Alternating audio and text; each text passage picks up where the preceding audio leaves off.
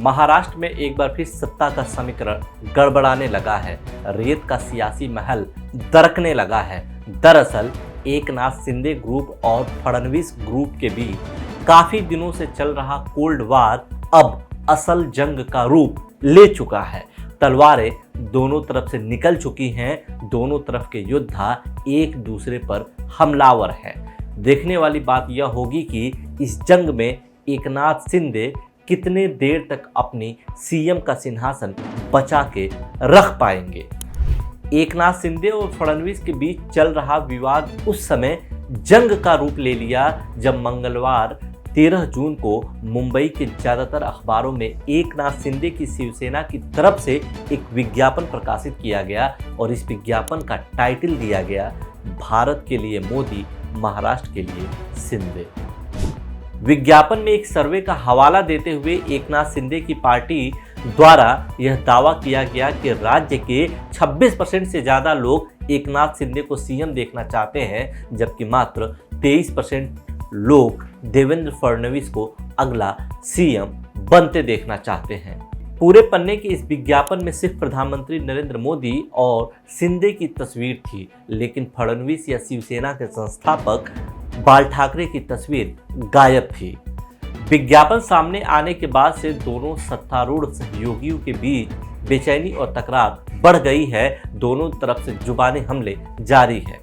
महाराष्ट्र से भाजपा के सांसद अनिल बोंडे ने इस मुद्दे पर मुख्यमंत्री एकनाथ शिंदे पर निशाना साधते हुए कहा कि मेढक कितना भी फूल जाए तो वो हाथी कभी नहीं बन सकता।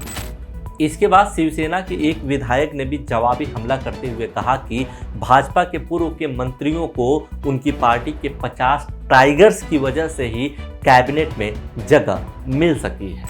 एकनाथ शिंदे और फडणवीस ग्रुप के बीच विवाद की जड़ क्या है? एक बार फिर महाराष्ट्र में मुख्यमंत्री बदलने वाला है। क्या एकनाथ शिंदे भाजपा के साथ मिलकर खुद को ठगा महसूस करने लगे हैं? क्या भाजपा हाईकमान एकनाथ शिंदे को हाशिए पर भेजने की तैयारी कर चुका है? और भी बहुत कुछ आज के एपिसोड में हम आपको महाराष्ट्र के राजनीति के हर पहलू और बदलते घटनाक्रमों से रूबरू कराएंगे। आप एपिसोड के अंत तक बने रहिए, इसमें आपको कई जरूरी और इंटरेस्टिंग जानकारियां मिलेंगी।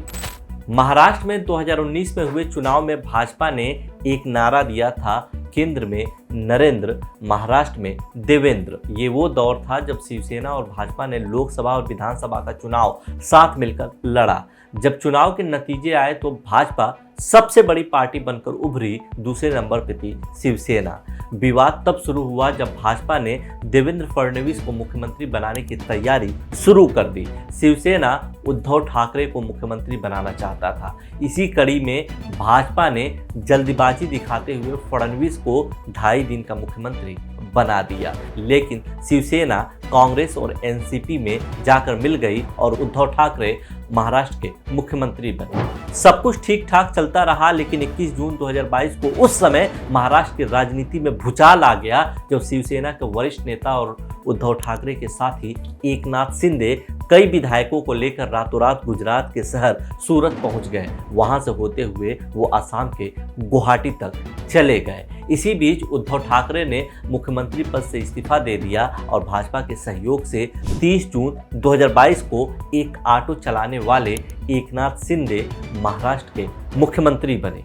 राजनीति की समझ रखने वाले लोग तभी कयास लगाना शुरू कर दिया था कि यह सरकार ज़्यादा लंबा नहीं चलने वाली है, क्योंकि भाजपा कहीं न कहीं एकनाथ शिंदे को मुख्यमंत्री बनाकर उद्धव ठाकरे को सबक सिखाना चाहती थी। लेकिन सच्चाई तो यह है कि उसका एकनाथ शिंदे और शिवसेना के साथ कुछ खास लगाव नहीं था। यह गठबंधन मात्र और मात्र सत्ता हासिल करने के लिए की गई थी। अब आगे बढ़ते हुए समझते हैं कि आखिर एकनाथ शिंदे और फडणवीस के बीच प्रॉब्लम कैसे क्रिएट होनी शुरू हो गई। महाराष्ट्र में अभी जो विवाद चल रहा है उसकी जड़ 2024 में होने वाला चुनाव और एकनाथ शिंदे का सियासी क्षेत्र ठाणे है। फडणवीस के खास और पीडब्ल्यूडी मिनिस्टर रविंद्र चव्हाण ने पिछले हफ्ते कहा था कि पार्टी को कल्याण लोकसभा क्लेम करने का पूरा हक है। यह वो सीट है जहां से एकनाथ शिंदे के बेटे श्रीकांत शिंदे 2 बार से सांसद हैं। भाजपा के इंचार्ज कह रहे हैं कि कल्याण लोकसभा क्षेत्र पर प्रत्याशी का नाम भाजपा कैडर की तरफ से तय किया जाएगा। जाहिर सी बात है, एकनाथ शिंदे को यह बात कतई पसंद नहीं आएगी कि उनके बेटे के सीट पर भाजपा किसी और को टिकट दे। साथ ही साथ शिंदे ग्रुप को इस बात से भी प्रॉब्लम है कि भाजपा हाईकमान इस समय अजीत पवार के साथ बातचीत कर रहा है। पार्टी हाईकमान उन्हें अपने साथ लाने की कोशिशों में लगा हुआ है। अभी कुछ दिन पहले ये भी खबर आई थी कि पुलिस ने सट्टेबाज को मदद मामले में फडणवीस की पत्नी अमृता के खिलाफ चार्जशीट दाखिल की है।